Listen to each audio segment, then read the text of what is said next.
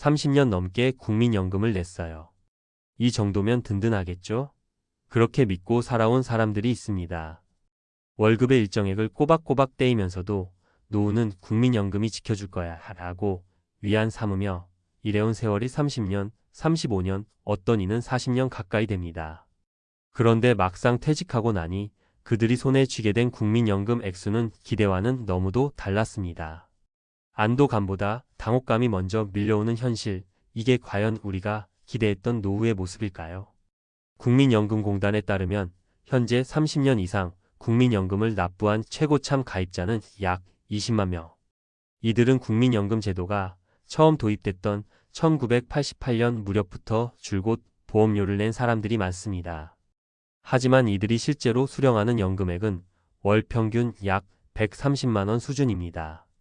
2024년 기준 최다 수령자는 월 약 240만 원 수준이지만 이는 매우 드문 경우고 대부분은 100만 원대 초반입니다. 30년 넘게 꼬박 납입했음에도 이 정도라는 사실에 많은 이들이 큰 충격을 받습니다. 첫 번째 사례는 61세 직장인 출신의 김영호 씨입니다. 33년간 직장을 다니며 매달 성실히 국민연금을 냈고 퇴직 후 연금을 수령하고 있습니다. 그러나 김 씨가 받는 연금은 월 123만 원. 혼자 사는 데는 그럭저럭 버틸만 하지만 갑작스러운 병원비나 부모님 부양비, 자녀의 지원을 요청받는 순간 생활은 빠듯해집니다. 그는 말합니다. 국민연금만 믿고 준비 안 했으면 정말 후회할 뻔했어요. 두 번째 사례는 부부가 모두 국민연금 가입자였던 60대 중반의 이정자 박재현 부부입니다. 두 사람 모두 30년 이상 납입했지만 합산해서 월 250만 원 정도를 받고 있습니다. 겉보기엔 안정적일 수 있지만 서울 외곽에서 사는 이들 부부는 관리비, 식비, 차량 유지비, 건강보험료, 각종 세금 등을 내고 나면 한 달에 남는 돈은 거의 없습니다. 박 씨는 생각보다 여유가 없다. 손주 용돈 한 번 줄 때도 망설여야 한다고 토로합니다. 세 번째 사례는 자영업자로 오랜 시간 국민연금을 낸 최광호 씨 68세입니다. 소득이 일정하지 않았던 시절이 있어 납입액이 직장인보다 낮았고 결과적으로 수령액도 적어 월 87만 원을 받고 있습니다. 그는 국민연금만으로는 생계가 안 되기에 지금도 편의점에서 야간 아르바이트를 하고 있습니다. 연금이라는 게 뭔가요? 죽지 않을 정도만 주는 겁니다. 라는 그의 말이 가슴에 남습니다. 이쯤에서 현실을 직시할 필요가 있습니다. 국민연금은 기본적인 생계를 보장해주는 사회보험이지 은퇴 후 풍요로운 삶을 보장해주는 은퇴 자산은 아닙니다. 오히려 개인의 재정 상태, 소비 패턴, 추가 수입원 확보 여부에 따라 삶의 질이 달라질 수밖에 없습니다. 특히 중산층 이상이었던 사람일수록 연금 수령액이 기대에 못 미쳐 낙차가 더 크게 느껴지기도 합니다. 그래서 중요한 건 연금에 기대는 것이 아니라 연금은 기초로 보고 나머지를 어떻게 채울지 준비하는 것입니다. 개인연금, 주택연금, 임대소득, ETF나 배당주 등에서 나오는 금융소득 혹은 소규모라도 평생 이어갈 수 있는 일거리까지 어떤 형태로든 제2의 현금 흐름을 만드는 게 필수입니다. 국민연금을 30년 넘게 낸 20만 명의 현실은 우리에게 말해줍니다. 연금이 있다고 안심하지 마라. 당신의 노후는 아직 완성되지 않았다고요. 지금부터라도 냉정하게 숫자를 보고 현실적인 플랜 B를 세워야 합니다. 은퇴는 끝이 아니라 삶의 두 번째 라운드입니다. 준비 없이 시작하면 매 라운드마다 맞고 쓰러질 수 있습니다. 오늘 이 글을 보신 분들이라면 국민연금의 환상을 걷어내고 자신만의 연금 플랜을 다시 점검하셔야 할 때입니다. 진짜 안전한 노후는 국가가 주는 것보다 스스로 챙기는 쪽이 훨씬 현실적입니다.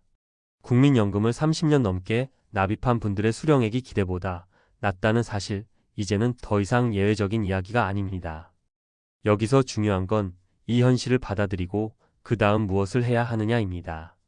전문가로서 조언드리자면 국민연금 하나만으로는 절대 안심할 수 없다는 전제하에 지금부터라도 노후의 현금 흐름을 다층적으로 설계해야 합니다. 첫 번째 전략은 수입의 다변화입니다. 국민연금이 기본 생활비의 일부를 보조하는 정도라면 나머지는 무엇으로 메울지 반드시 정해 놓아야 합니다. 예를 들어 일정 금액의 배당주 포트폴리오를 갖춰 매달 일정한 수익을 받거나 소형 임대주택에서 나오는 월세 소득을 확보하는 것입니다. 배당주는 SCHD, JPQ, HDV와 같은 우량 ETF를 활용하는 방법도 있고 REITs 같은 부동산 간접 투자도 가능합니다. 이때 중요한 건 원금 손실 가능성이 낮고 꾸준히 배당이 들어오는 안정성이 핵심입니다. 두 번째 전략은 은퇴 지출 구조 재설계입니다. 많은 분들이 연금 수령 후에도 과거의 소비 습관을 유지하려 합니다. 하지만 은퇴 후에는 수입이 줄어드니 소비도 구조적으로 줄이는 게 당연한 수순입니다. 고정 지출부터 다시 살펴보는 것이 좋습니다. 예를 들어 차량 유지비, 불필요한 보험료, 사용하지 않는 구독 서비스, 외식비 등을 항목별로 점검해 실제 생활비를 줄이는 시뮬레이션을 해보는 것이 필요합니다. 은퇴 자금은 늘리는 것도 중요하지만 새는 돈을 막는 것도 똑같이 중요합니다. 세 번째는 건강과 일을 결합한 활동을 설계하는 것입니다. 단순히 돈을 벌기 위한 노동이 아니라 신체적 건강을 유지하면서도 소득이 발생할 수 있는 활동을 찾는 겁니다. 예를 들어 텃밭을 가꿔 지역 농산물 직거래로 연결하거나 유튜브나 블로그 같은 콘텐츠 기반 플랫폼에서 자신의 지식을 공유하고 광고 수익이나 후원을 받는 방식도 있습니다. 혹은 지역 노인복지관에서 강사 활동을 하거나 경력 기반으로 자문료를 받는 것도 좋은 사례입니다. 요즘은 60대, 70대 유튜버도 많고 실버 세대 대상 강의나 콘텐츠는 수요가 꾸준히 늘고 있어 시간과 건강만 있다면 누구에게나 열려있는 기회입니다. 그리고 반드시 빠뜨리지 말아야 할 것이 하나 있습니다. 국민연금 수령 시점 조절 전략입니다. 많은 분들이 65세부터 무조건 받아야 손해가 없다고 생각하시지만 실제로는 연기연금 제도를 활용해 수령 시점을 1년, 2년, 최대 5년까지 늦추면 월 수령액이 36%까지 늘어납니다. 건강 상태가 양호하고 그동안의 소득원이 있다면 연금을 늦게 받는 선택도 매우 합리적입니다. 반면 건강이 나빠질 우려가 크거나 수입이 급격히 줄어든 상황이라면 조기 수령이 더 적절할 수 있죠. 이건 정답이 있는 게 아니라 개인 맞춤형 분석이 반드시 필요합니다. 또한 지금 국민연금을 내고 있는 세대라면 매년 국민연금공단에서 제공하는 내 연금 알아보기 서비스를 통해 예상 수령액을 정기적으로 점검해야 합니다. 그리고 단순히 숫자만 보는 것이 아니라 그 금액으로 과연 내가 은퇴 후 실제 생활이 가능한지, 부족한 부분은 어떻게 보완할 수 있을지 시뮬레이션을 해봐야 합니다. 실제로 65세부터 30년을 더 산다고 가정하면 최소 360개월의 현금 흐름이 필요하다는 뜻입니다. 지금 연금액을 곱해보면 현실적인 부족분이 확연히 보일 것입니다. 요약하자면 지금 중요한 건 국민연금을 단일한 노후 보험으로 생각하지 말고 복수의 노후 수입 구조 안에 하나의 축으로 넣는 시각 전환입니다. 국민연금은 기초생활의 뼈대, 배당주나 부동산 소득은 실질적인 생활자금, 건강 기반의 일거리나 콘텐츠 활동은 활력과 보조 수입, 그리고 모든 지출 항목에 대한 정리와 재설계가 더해질 때 진짜 의미 있는 노후 설계가 완성됩니다. 노후를 대비하는 가장 위험한 태도는 국가가 알아서 해주겠지라는 믿음입니다.